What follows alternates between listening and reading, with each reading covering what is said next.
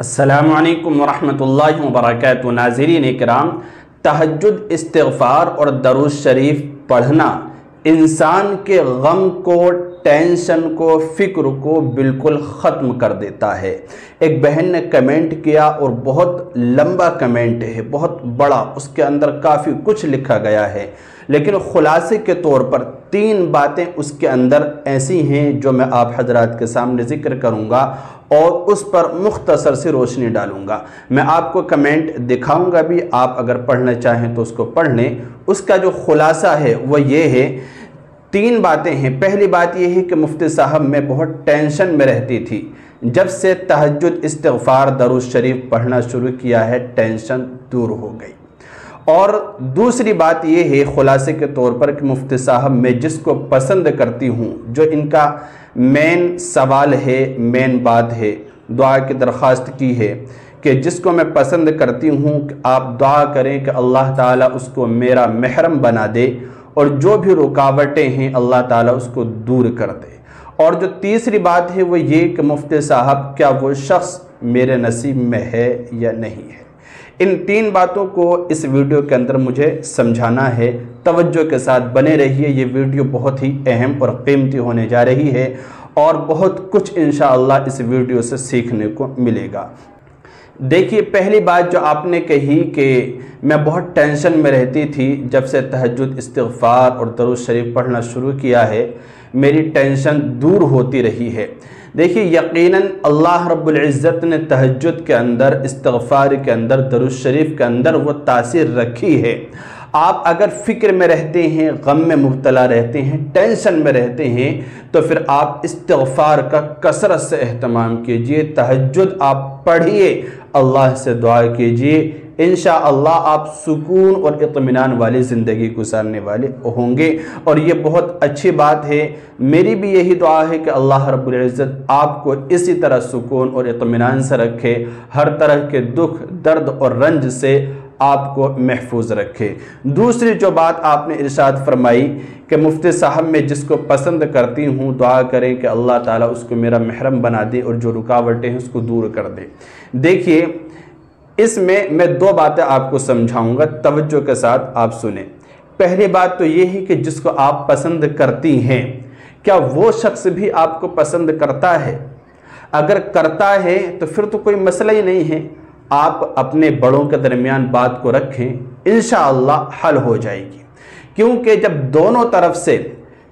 پسندیدگی کا معاملہ ہو، لڑکا بھی پسند کرتا ہو اور لڑکی بھی پسند کرتی ہے، ٹھیک ہے، پھر بڑے دونوں طرف کے کچھ نہیں کر سکتے، پھر چاہے برادری کا معاملہ ہو یا اونچ نیچ کا یا غریبی امیری کا معاملہ ہو یا کچھ بھی ہو، رشتہ داری میں ہو یا غیر رشتہ داری میں ہو، اگر شادی اس سے ہو سکتی ہے تو پھر بڑے کچھ نہیں کر سکتے۔ خیر و عافیت اسی میں ہے کہ اگر دونوں پسند کرتے ہیں تو بڑوں کو چاہیے کہ وہ ان کو رشتہ ازدواج میں منسلک کر دیں، یعنی ان کا نکاح کرا دیں اور ان کی شادی کرا دیں۔ اسی میں دونوں خاندانوں کی عافیت ہے، اسی میں بھلائی ہے اور انشاءاللہ اسی میں سے دونوں کے لیے خوبیاں اور اللہ رب العزت کی طرف سے رحمتیں، برکتیں اتریں گی، اسی میں خیر ہوگی انشاءاللہ۔ اور اگر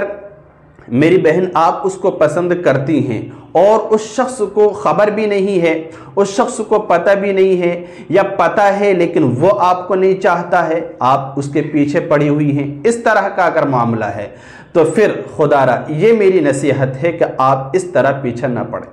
آپ اس طرح پیچھے نہ کریں اور آپ اپنے مائنڈ کو، آپ اپنے ذہن کو، آپ اپنی زندگی کو خراب بالکل نہ کریں۔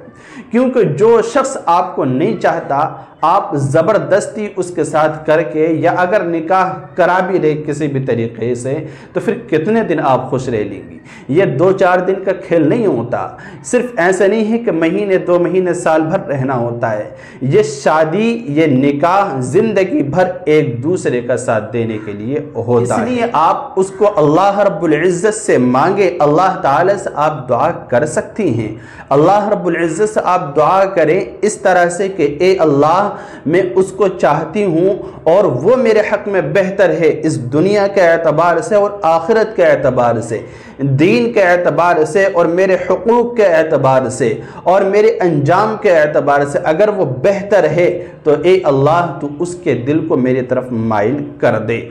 اور اللہ رب العزت کی رضا میں ہی راضی رہنا چاہیے۔ اگر آپ کے حق میں یہ بات آ جاتی ہے، آپ کے گھر والے راضی ہو جاتے ہیں یا اس لڑکی کی طرف سے پیغام آ جاتا ہے تو بہت اچھی بات ہے، اور اگر نہ آئے تو آپ اپنی زندگی خراب نہ کریں۔ آپ میری اس بات کو یاد رکھیں، اس چیز کو اپنے بڑوں کے اوپر چھوڑ دیں، اور یاد رکھنا کہ اللہ رب العزت نے جب دنیا کے اندر بھیجا ہے تو جوڑی ضرور بنائی ہے، جوڑی ضرور بنائی ہے، اور اللہ رب العزت نے جو جوڑی ہماری بنائی ہوگی وہ ہماری پسند کی جوڑی سے ہزار نہیں بلکہ لاکھ کروڑ درجے بہتر ہوگی، لاکھ کروڑ درجے بہتر ہوگی، کیونکہ ہم نے ایسا بھی دیکھا ہے کہ اگر زبردستی کسی کو نکاح میں باندھ دیا گیا ہے یا اسی طرح کی شادیاں ہو گئی ہیں، یا بچوں نے، لڑکی اور لڑکے نے اپنی مرضی سے قدم اٹھا لیے ہیں اور گھر کے بڑے اگر راضی نہیں ہیں تو پھر وہ زندگی کے اندر پریشان رہتے ہیں، شادی کے بعد الجھنوں میں گھرے رہتے ہیں اور نوبت بہت خطرناک دروازے تک پہنچ جاتی ہے، آپس میں جدائی ہو جاتی۔ بے شمار کمنٹ میرے پاس ایسے بھی آتے ہیں جو شادی شدہ ہماری بہنیں ہوتی ہیں، وہ یہ کہتی ہیں کہ میرا شوہر میرے حقوق ادا نہیں کرتا، میرا شوہر میرا خیال نہیں رکھتا، میرا شوہر میری دوسری سوتن لے آیا ہے، دوسری شادی کرنے کو کہتا ہے، میرے پاس نہیں رکتا، خیال نہیں کرتا، یا میرا شوہر جو ہے نماز اور دیندار والے کاموں سے دور ہے، وہ شراب کی لت میں پڑ چکا ہے، اور اس طرح یعنی مار کٹائی کے معاملے بے شمار اس طرح کے معاملات ہو جاتے ہیں کہ اللہ کی پناہ میں ذکر نہیں کر سکتا ہوں کھل کر۔ تو بہرحال یہ ہے، میری یہ بات آپ یاد رکھیں، ایک نصیحت سمجھ لیجئے اس کو، ایک درخواست سمجھ لیجئے کہ آپ اپنے بڑوں کی مرضی سے شادی کریں۔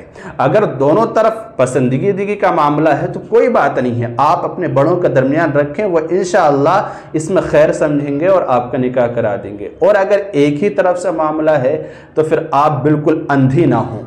بالکل اندھے نہ ہوں، آپ جو ہے ٹھیک ہے، یہ دل ہے، دل کسی کے کنٹرول میں نہیں ہے، کسی کا خیال آ بھی سکتا ہے، انسان کسی کو پسند کر سکتا ہے، انسان کو کوئی پسند آ بھی سکتا ہے، لیکن ایک خواہش ہوتی ہے، اللہ تعالیٰ سے دعا کی جا سکتی ہے، اللہ رب العزت اگر چاہے گا تو وہ ہمارے حق میں بہتر کر دے گا، اور اگر نہیں چاہے گا تو پھر کوئی بات نہیں، اللہ کی رضا میں ہمیں راضی رہنا چاہیے، ٹھیک ہے نا۔ تو اس بات کو آپ اچھی طرح سے یاد رکھیں، آپ دعا کریں، تہجد پڑھیں۔ تہجد دیکھیے، اللہ رب العزت نے جو ہماری جوڑی بنا دی ہے نا، وہ بالکل اٹل ہے، وہی رہے گی، اس کو کوئی بدل نہیں سکتا۔ اگر تقدیر کے اندر لکھا ہوا کوئی چیز بدل سکتی ہے تو اللہ کے نبی کی ایک روایت ہے جس سے کچھ یہ اس طرح کا اندازہ ہوتا ہے کہ تقدیر کو اگر کوئی چیز بدل سکتی ہے تو وہ دعا ہے۔ آپ دعا کیجئے، کیونکہ دعا مستقل ایک عبادت ہے، اور دعا سے ہی انسان کی تقدیر سنور سکتی ہے اور بدل سکتی ہے، اگر بدلی تو ٹھیک ہے نا۔ اللہ رب العزت اگر چاہے گا تو بدل دے گا، تو دعا کیجئے، اور دعائیں جو قبول ہوتی ہیں وہ اللہ کی عبادت کے بعد جلد قبول ہوتی ہیں، جیسے کہ تہجد کی نماز ہے، استغفار ہے، درود شریف کا اہتمام ہے، جو آپ کر بھی رہی ہیں، ٹھیک ہے نا۔ تو آپ اس کو کرتے رہیے اور اللہ رب العزت سے دعا مانگتے رہیے، اللہ کی رضا میں راضی رہیں۔ اور جو تیسری بات آپ کے سوال سے ملتی ہے وہ یہ کہ